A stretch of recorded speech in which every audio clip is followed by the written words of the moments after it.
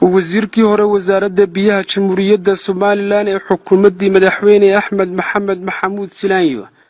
baasha cali jaamac oo imikana ka tirsan saraakiisha sarsare ee xisbiga mucaaradka ee wadani ayaa ka hadlay maamulka cusub ee caynaanka u qabtay hogaaminta maamul goboleedka Soomaaliyeed ee Puntland. siyaasi baasha cali jaamac oo khadka telefoonka ugu warramayay shabakadda caalamiga ee Harunaag News ayaa sheegay in madaxweyne ku-xigeenka cusub ee maamul goboleedka Puntland uu yahay nin jabhad ah oo ka soo dagaalamay Kalshaale isla markaasina ay ka suurtoobayso inuu dagaal ku soo qaado Soomaaliland maadaama uu deegaan ahaan ka soo jeedo gobolka Sool. doorashadaas waxay u egtay mid qaangaar ah oo dimuqraadiyadda muuqsay sidii u fiican tahay marka nimankan meesha degan waxaad moodaa inay dadkaba ka horeeyaan lama filayn inay sidaa nabadgelyada u dhacdo marka waxaan aada ugu hambalyeynaya madaxweynihii hore gaas doorashada iyo xil wareejinta uu sameeyey waa dimuqraadiyad innaga horena Somalilandna waxba inoo tahay waxay meel Soomaaliyeed ka agaaga baasha cali jaamac in madaxweyne ku-xigeenka la doortay ee maamulka Puntland madaxweyne ku-xigeenka ka wuxuu ka soo jeedaa deegaanada Somaliland siiba gobolka Sool in arintaasi ka waran waxay ku keeni kartaa jawaabta kasta inuu dagaal qaado waayo ninkan waa nin jabhada oo ilaa Kalshaale ka soo dagaalamay marka waa dhici karta inuu dagaal qaado isagu marka sababta inaga oo inaga tukanag weerar ku qaadnay eedda inaga leh in layna weeraro markii madaxweyne Muuse Biixi deegaanka tukaraq weeraray wuxuu sheegay inuu dil u tagay Soomaaliland ay leedahay xuduudii Soomaaliland la wada gaadhin adiga taasi maali ku muuqanin ima muuqato aniga hore uga hadlay wadanka waxaa ka socday heshiisyo adiga ogaa shirarka Awurboqis ala cadeeye iyadoo heshiisyo wanaag lagu tegaa dadka deegaana waa dadkii heshiisyada kaga baxay doorashada kale ilaa kacayay habka loo geli karo anaga deegaanay xabad haduu qaaday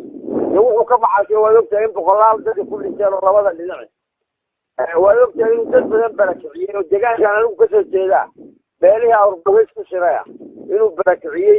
waxaas oo dhan waa ka dignay ka daabaan lidii marka hadda wixii dagaal yimaad Axmed Karaas eedda yeelan maayo waxa yeelanaya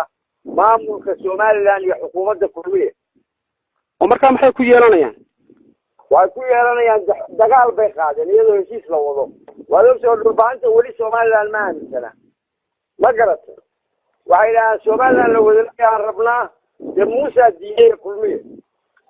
in marka Somaliland maxaa ka maqan mar hadii wasiiro deegaanadii ka soo jeeday Somaliland ka yihiin wasiirada ugu sareeya sida wasiirka biyaha in taasmaanidii muuqanin loo muuqatay wax saabiqaynti baa loo muuqday in distoorka la furo aniga wax la isiyo mar hadda waxaan wadanaynaa doonayna in mid kale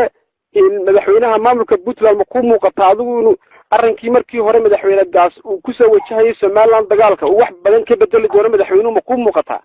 madaxweynaha laftiisa cusub waxaan anu ka rajaynayaa inuu qaab nabadgelyo maro oo soo wadadii Muuse marin iyo gaas mareen inuu wada nabadgelyo maro anu waa ka rajaynayaa laakiin ninka madaxweyne ku-xigeenka dhulkiisa ilaa waa maqan yahay sidee loo galay haddaan tukarag looga kicin haddii tukarag looga qaado Axmed Karaas way naga hali lahaan malayn in madaxweynaha Somaliland imika talada dalka wuxuu hayay muddo sanada in adigu waxa tahay nin Somaliland xoogaal waa balse kula muuqata hogaamintiisu waa mid dhinacna ka fiican dhinacna ka xun dhinacna ka fiican soo ruusheek oo qoranaya aroortooda daarood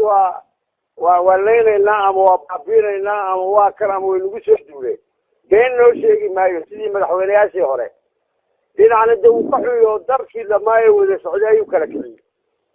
oo siduu kala kiciyey marka wuxuu kala kiciyey soo dagaalkii fara kuma qaadin hadii ayna ku isagu ma sameyn soo muudidin commissionkii iyo doorashadii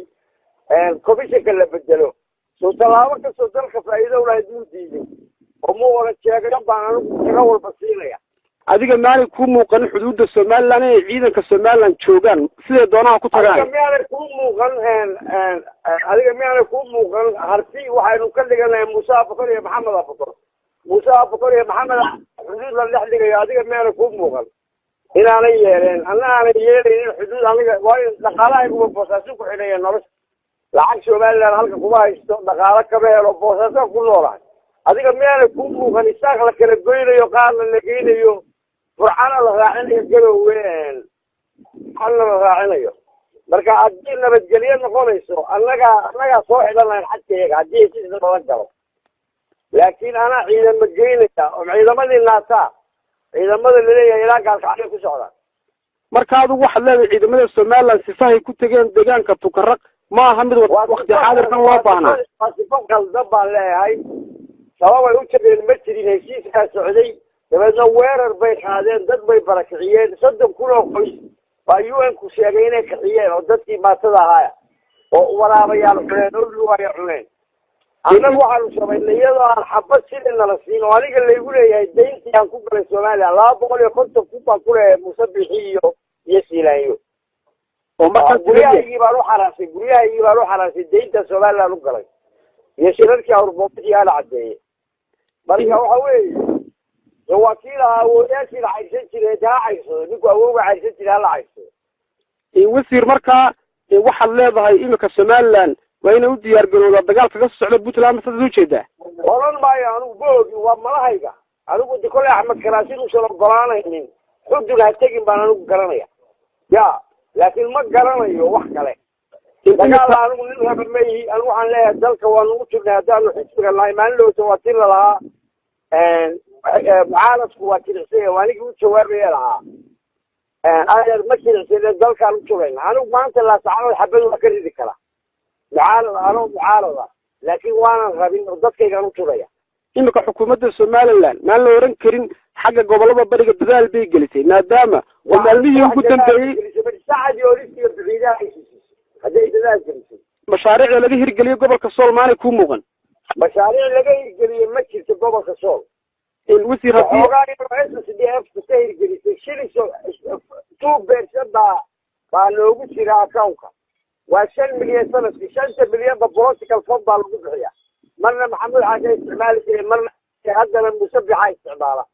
iyo inaayirka maaliyadda jooga mashaariicda laga hirgeliyay gudoomiyaha golaha wakiilada iyo wasiirka arrimaha gudaha iyo wasiirka biyuhu mashaariicdii saldhigga boolis waxbarashada iyo caafimaadka ay kamid ahaayeen waxba kama hirgeliyay 3 station police oo dadku u arko meel lagu xirxirayo anigu soo waan u arkaa inay tahay wax amniga wax taraya laakiin dadka markaan station police la rabo in lagu xirxiro dadka lagu caburiyo waayo wayonta taalo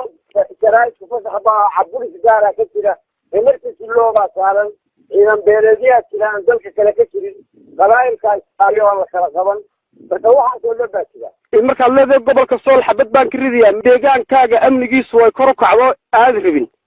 way muuqataa anigu kada ridayaan ku laakiin mid kale waa sidxaya mucaarad maxabad buu rabaa marka ina sheedeeyeen